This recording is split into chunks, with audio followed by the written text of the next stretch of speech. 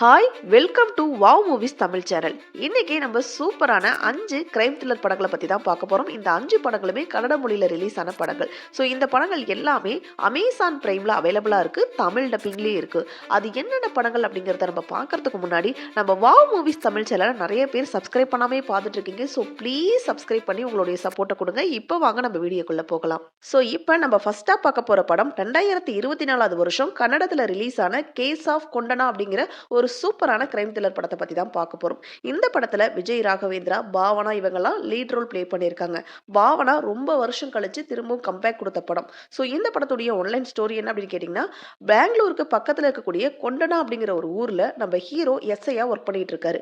அதே போலீஸ் ஸ்டேஷன்ல பாவனா ஏசிபியா ஒர்க் பண்ணிட்டு இருக்காங்க. ஸோ இந்த படத்துடைய கதை 4 பேர்த்துடைய கதையை மையமா வச்சு எடுத்திருப்பாங்க.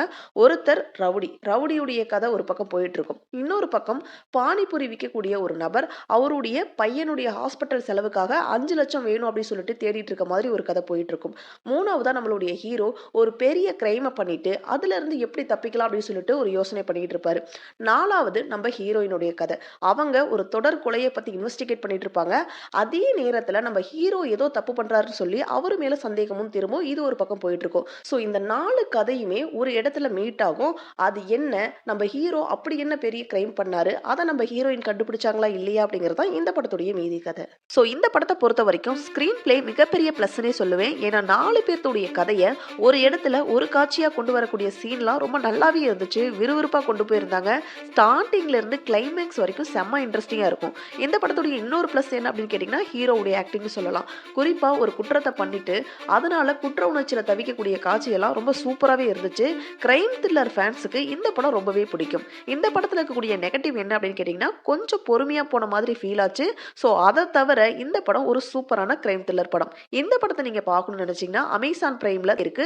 IMDbல 10க்கு 5.8 ரேட்டிங்ஸ் கொடுத்துருக்காங்க. பார்க்கணும்னு நினைக்கிறவங்க கண்டிப்பா ஒன் டைம் ட்ரை பண்ணுங்க. இப்போ நம்ம ரெண்டாவதா பார்க்க போற படம் 2024 வருஷம் கன்னடத்துல ரிலீஸ் ஆன செகாஹாரி அப்படிங்கிற ஒரு கிரைம் த்ரில்லர் படம். இந்த படத்தை பொறுத்த வரைக்கும் ஹீரோ ஒரு போலீஸ் ஆஃபீஸரா இருக்காரு.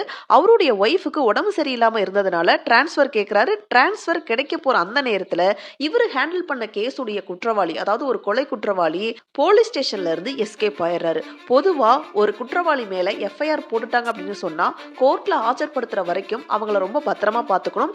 ஆனா இந்த ஒரு கேஸ்ல கில்லர் அங்க இருந்து எஸ்கேப் ஆயிடுறாரு. சோ இதனால நம்ம ஹீரோவுக்கு கிடைக்க வேண்டிய டிரான்ஸ்ஃபர் வராம கொஞ்சம் லேட் ஆகுது. இந்த ஒரு கேஸை முடிச்சாதான் டிரான்ஸ்ஃபர் கிடைக்கும்னு சொல்லிடுறாங்க. சோ இப்ப இருந்து ஹீரோவுக்கு ஒரு பெரிய தலைவலியா மாறுது இந்த ஒரு கேஸ்.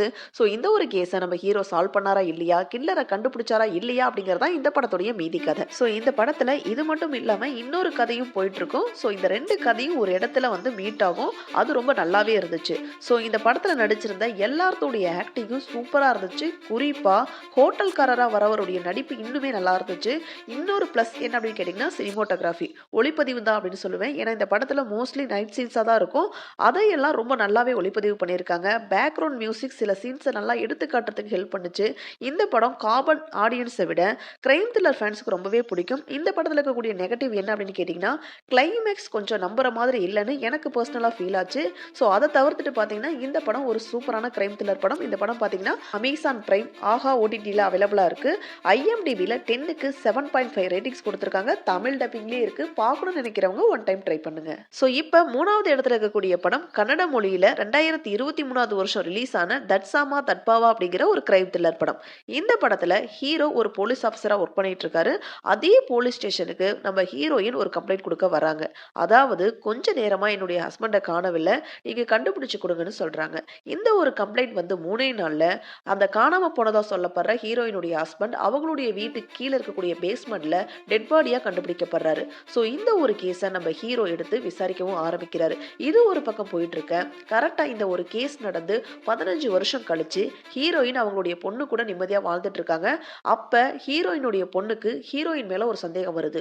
ஒருவேளை நம்மளுடைய அப்பாவை அம்மா தான் கொலை செஞ்சிருப்பாங்களோ அப்படிங்கிற ஒரு சந்தேகத்துல ஒரு கேஸ் சீட்டை எடுத்து ஹேண்டில் பண்ணிட்டு இருக்காங்க, அதை படிச்சுட்டு இருக்காங்க. ஸோ இந்த 2 கதையுமே இன்வெஸ்டிகேஷன் நடக்கிற மாதிரியே காட்டியிருப்பாங்க.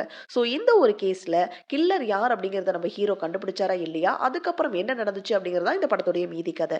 ஸோ இந்த படத்துல மேக்னா தான் ஹீரோயினா பிளே பண்ணியிருக்காங்க. ரொம்ப நாள் கழிச்சு கம்பேக் கொடுத்த படம்னு தெரியாத அளவுக்கு ரொம்ப சூப்பராகவே நடிச்சிருக்காங்க. ஹீரோவுடைய ஆக்டிங்கும் சூப்பரா இருந்துச்சு. அதுவும் இன்வெஸ்டிகேஷன் சீன்ஸ்லாம் ரொம்ப நல்லாவே கொண்டு போயிருந்தாங்க. போயிருந்தாங்க. ஹீரோ ஒரு கேஸ சமையல் கூட கம்பேர் பண்ணி கண்டுபிடிக்கிற மாதிரி காட்டியிருப்பாங்க. அதெல்லாம் கொஞ்சம் வித்தியாசமாவே இருந்துச்சு. இந்த படத்துடைய ஸ்டோரியும் வித்தியாசமா தான் இருக்கும். நெறைய ட்விஸ்ட் அண்ட் டர்ன்ஸ்லாம் இருக்கும். இந்த படத்துடைய இன்னொரு பிளஸ் என்ன அப்படின்னு கேட்டீங்கன்னா, ஸ்க்ரீன் பிளே தான். ஃபர்ஸ்ட் ஹாஃப் ரொம்ப சூப்பரா விறுவிறுப்பா கொண்டு போயிருக்காங்க. ஸோ இந்த படத்துல இருக்கக்கூடிய நெகட்டிவ் என்ன அப்படின்னு கேட்டீங்கன்னா, செகண்ட் ஹாஃப கொஞ்சம் ஸ்லோவா கொண்டு போன மாதிரி எனக்கு ஃபீல் ஆச்சு. சில சீன்ஸ்லாம் பிரெடிக்ட் பண்ற மாதிரி இருந்துச்சு. ஸோ இந்த படத்த நீங்க பார்க்கணும்னு நினைச்சீங்கன்னா, அமேசான் பிரைம்ல அவைலபிளா இருக்கு. ஆனா தமிழ் டப்பிங்ல இல்ல. பட் யூடியூப்ல தந்தி ஒன் சேனல்ல தமிழ் டப்பிங்லயே அவைலபிளா இருக்கு. ஸோ இந்த படத்துக்கு IMDbல 10க்கு 7.5 ரேட்டிங்ஸ் குடுத்திருக்காங்க. பார்க்கணும்னு நினைக்கிறவங்க ஒன் டைம் ட்ரை பண்ணுங்க. ஸோ நம்ம லிஸ்ட்ல 4வது இடத்துல இருக்கக்கூடிய படம் 2022வது வருஷம் ரிலீஸ் ஆன டாக்டர் 56 அப்படிங்கிற ஒரு கிரைம் த்ரில்லர் படம். நீங்க கேட்கலாம், இது வந்து கன்னட படம் கிடையாது, தமிழ் படம் தானே அப்படின்னு சொல்லிட்டு நீங்க கேட்கலாம். பட் இந்த படத்தை ஹரிகரா pictures and Sri Lakshmi Jyothi creation அப்படிங்கிற 2 ப்ரொடக்ஷன் கம்பெனி, அதாவது கன்னட தமிழ் 2 ப்ரொடக்ஷன் கம்பெனியும் சேர்ந்து எடுத்த படம். ஸோ இந்த படத்தை கன்னட படம்னு சொல்லலாம், தமிழ் படம்னு சொல்லலாம். ஸோ இந்த படத்துல ஹீரோயினா நம்ம பிரியாமணி தான் நடிச்சிருக்காங்க. ஸோ இந்த படத்துடைய ஆன்லைன் ஸ்டோரி என்ன அப்படின்னு கேட்டீங்கன்னா, ஃபேமஸான சயின்டிஸ்ட் ஸ்டார்டிங்லேயே கொல்லப்படுறாங்க. இந்த ஒரு கேஸை நம்ம CBI இருக்கக்கூடிய பிரியாமணி கிட்ட ஒப்படைக்கிறாங்க. இந்த ஒரு கேஸை விசாரிச்சுட்டு இருக்கும் போதே இன்னொரு பெண் டாக்டரையும் கொலை செஞ்சு தெருவோரம் வீசிட்டு போயிடுறாங்க. அந்த ஒரு கேஸை விசாரிச்சுட்டு இருக்கும்போது இன்னொரு ஜென் டாக்டரும் வந்து கொல்லப்படுறாங்க. ஸோ இந்த கேஸை எல்லாம் விசாரிக்கும் போது CCTV ஃபுட்டேஜை வச்சு கில்லர் யார் அப்படின்னு சொல்லிட்டு கண்டுபிடிச்சு அவங்கள கொண்டு வந்து விசாரிச்சுட்டு இருக்க மாதிரி காட்டுறாங்க. ஸோ அந்த கேஸை விசாரிச்சுட்டு இருக்கும் போதே இதே மாதிரியான கொலைகள் திரும்பவும் நடக்குது. அப்போ ஒரிஜினல் கில்லர் யார், எதுக்கெல்லாம் இந்த கொலையை பண்றாங்க, அதையெல்லாம் நம்ம ஹீரோயின் கண்டுபிடிச்சாங்களா இல்லையா அப்படிங்கறதா இந்த படத்துடைய மீதி கதை. ஸோ இந்த படத்துல இருக்கக்கூடிய பாசிட்டிவ் என்ன அப்படின்னு கேட்டீங்கன்னா, ஹீரோயினுடைய ஆக்டிங்னே சொல்லலாம். CBI இருக்கக்கூடிய அந்த கேரக்டருக்கு ரொம்ப நல்லாவே மேட்ச் ஆயிருந்தாங்க. இன்வெஸ்டிகேஷன் பண்ணக்கூடிய ஸ்டைல் எல்லாம் சூப்பராகவே இருந்துச்சு. ஸ்டார்டிங்ல இருந்து எண்டிங் வரைக்கும் நல்லா விறுவிறுப்பாக கொண்டு போயிருந்த அந்த ஸ்க்ரீன் பிளே ரொம்ப நல்லாவே இருந்துச்சு. அடுத்து என்ன நடக்க போகுது அப்படின்னு சொல்லிட்டு நம்மள த்ரில்லிங்காக கொண்டு போயிருந்தாங்க. ஸோ இந்த படத்துடைய ஃபர்ஸ்ட் ஹாஃப் சூப்பராகவே இருக்கும். பட் செகண்ட் ஹாஃப் கொஞ்சம் லென்த்தியாக இருந்த மாதிரி எனக்கு கொஞ்சம் ஃபீல் ஆச்சு. ஸோ இந்த படம் ஒரு சூப்பரான படம்னு சொல்ல முடியாது, மொக்க படம்னு சொல்ல முடியாது. ஓரளவுக்கு ஒன் டைம் பார்க்க வேண்டிய ஒரு ஆவரேஜான கிரைம் த்ரில்லர் படம் தான். இந்த படத்தை நீங்க பார்க்கணும்னு நினைச்சீங்கன்னா அமேசான் பிரைம்ல தமிழ் டப்பிங்லேயே அவைலபிளா இருக்கு. IMDbல 10க்கு 6.8 ரேட்டிங்ஸ் கொடுத்துருக்காங்க. பார்க்கணும்னு நினைக்கிறவங்க ஒன் டைம் ட்ரை பண்ணுங்க.